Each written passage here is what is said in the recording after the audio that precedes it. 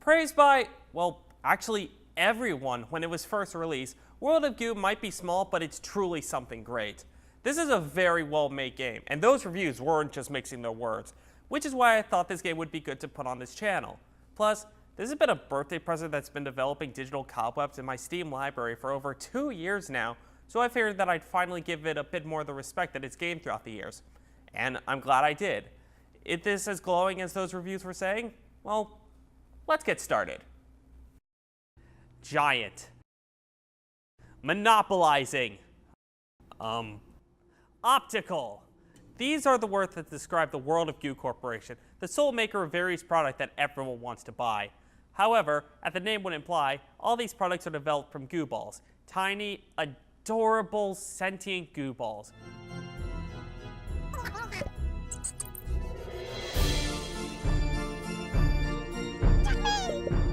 So, as you'd expect from the game's title, you're playing at the few goo balls that have not been used by the corporation, as they try to get to the industry to stop any other goo balls from being turned into blush and lipstick and live peacefully.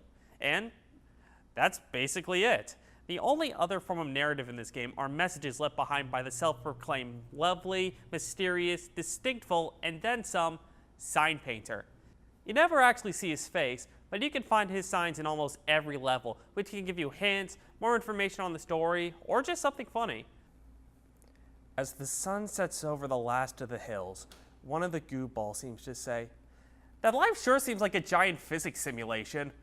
But as he fell into the spiky death pit below, he knew that it probably didn't matter. Love the sign painter. Putting any form of analysis out of the way, the plot could be summarized as "go here to stop this."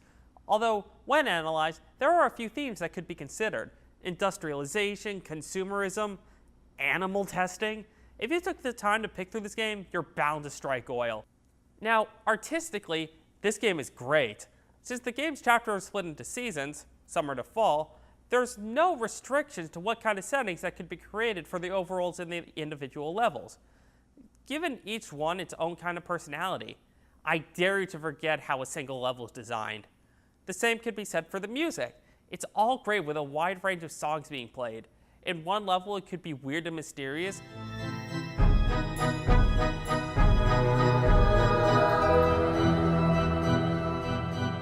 Then in the next, something cool and jazzy that you want to snap your fingers to.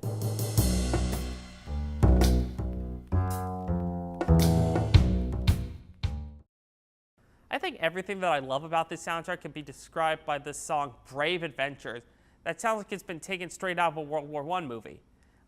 I know that sounds weird, but take a listen.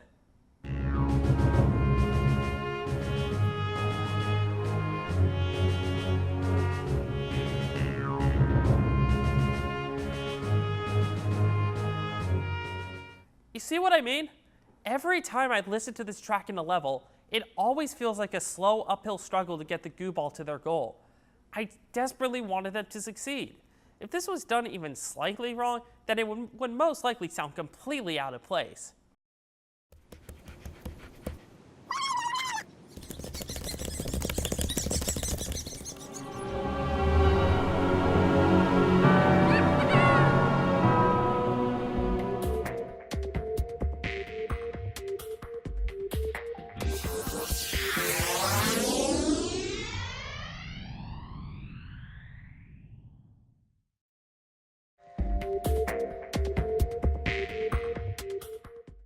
Now on to the gameplay. What you have to do is very simple. Get to the pipe at the end of each level. You pick the goo balls up and connect them together to make a bridge, tower, anything that you need to get to the pipe and let your remaining brethren advance. And if you reach the right amount at the end, you win. It's hard to explain just by talking about it, but the physics in this game are pretty good. I don't know, it just feels right to me. And you're going to have at least a little bit of understanding of it to get through this game. Because, as you can guess, the higher along you make something, the more likely that it'll fall. And you will feel so bad that your blobby friends are torn to shreds by a conveniently placed saw blade. But don't worry, if you do screw things up, then you can click on one of these flies to bring it back to before your goo balls made the plunge. But, a quick sensory warning, if you can't handle bright flashes of light like a camera, be wary with these guys. It's because of them that I can't give this game a green for sensory. Although, thankfully, they only show up in certain levels. Just be sure to close your eyes when you have to use them, and you should be fine. If you want to... Oh, I'm sorry, let me try that again. Darn it! When you grab a goo ball and you drag it over to something sharp, then it'll pop. Now, I might be crazy, but I think when the mouse grabs something, it shouldn't be affected by the environment until I release it. Why am I punished for a minor mistake, especially when every goo ball is important? Now, where was I? Oh yeah. If you want some variety, this game oozes it. Aside from the basic black boogers, you're introduced to new goo species constantly, and they're all fun and unique in their own ways. The ivy ones can detach themselves when they've already been stuck to a chain. The balloon ones can...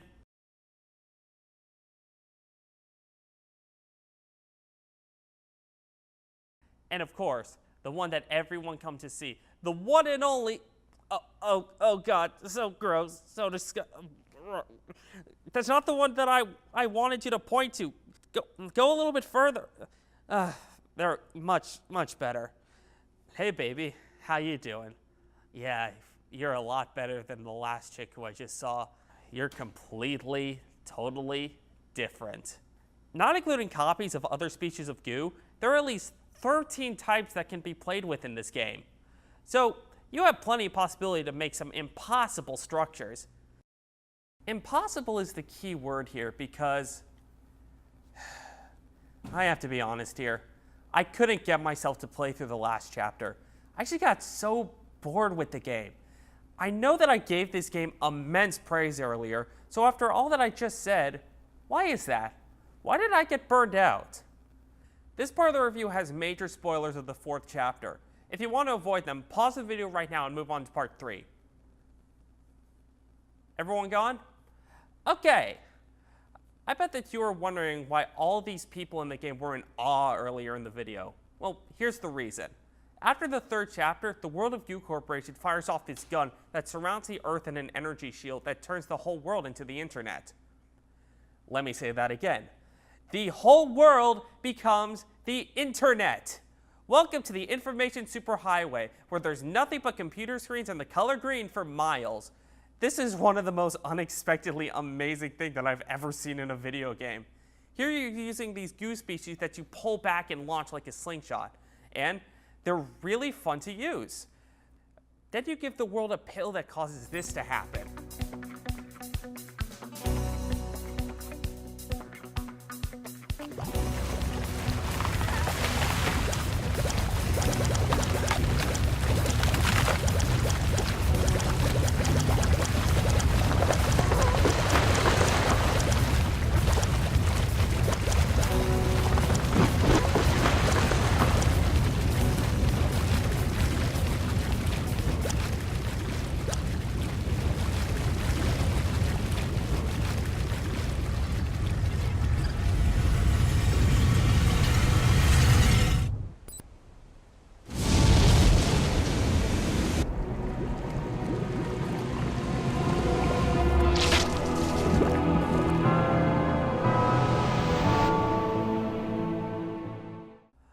Brilliant!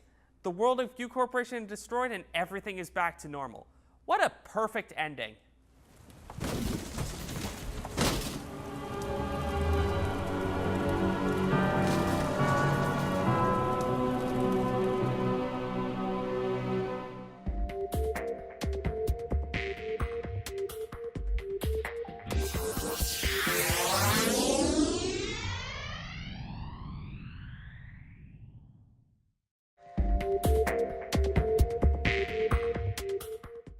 After playing through the 4th chapter, you realize that there's one more to play.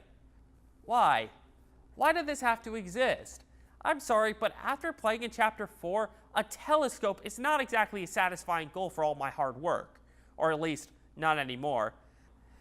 And these last few levels can get pretty tough, which would be fine if players are given new and interesting ways to use different types of goo balls to beat these levels, you know, like the other worlds, but we're not. All that you're given throughout this chapter are the standard black balls and balloon goos. That's it. Not much better is that to complete the game is going back into other stages to complete the OCD challenges. That's obsessive completion distinction, by the way. These could be objectives like getting to the pipe within a time limit, move limit, or getting a certain amount of goo ball to the end of the stage. Thankfully, you can see exactly what you have to do to make that requirement and get all the important flags on the stage by looking at the pause menu. But that doesn't change the fact that you're going to have to do these levels at least a dozen times in order to get it right. If you decide to use a walkthrough, I'm not going to judge you for it. Heck, I couldn't even get them all in the first world. With all that said, though, I know that this game is still really good. So good that it's scary is a perfect way to describe this game. Like, you wouldn't think a small game like this would garner and deserve this much attention. Fun and well-designed level, tons of variety, and the story has a bit of commentary on the side. It's a great game. I could easily see that, but I can also see that this game has problems, seeing as I couldn't finish it. But keep in mind that just I couldn't get through this game. That doesn't mean that you won't be able to also. Just be wary that you might get burned out like me. For what it is, it's a very impressive game. But I think that the most impressive thing about this game is the company that made it, 2D Boy. It's important to mention these guys because the number 2 in that title has a little bit more meaning than you might think. That's because this game was made by only 2 guys, with their development studio being only whatever coffee shop with Wi-Fi they could find. Ron Caramel and Kyle Gabler have described themselves as the left and right brain of their outfit respectively, with Caramel working on the programming and physics engine, and Gabler who designed the art, levels, and soundtrack of the game. It should be clear why this is so impressive. As how difficult and time-consuming it is to make a game, these friends managed to squeeze out all their time, attention, and love into a baby that's given them more praise than many other games with bigger staffs and budgets. In an interview, they once said that in order to try to get a job doing what you're passionate about, you don't have to have money, all you have to be is stupidly optimistic. I wholeheartedly agree with this statement, and it's hope like this why I'm here talking to you now. I wanted to try and be successful by doing something that I love, because I feel like I'd hate doing anything else. I might end up poor in the long run, but just like 2D Boy, I would not dream of doing anything different.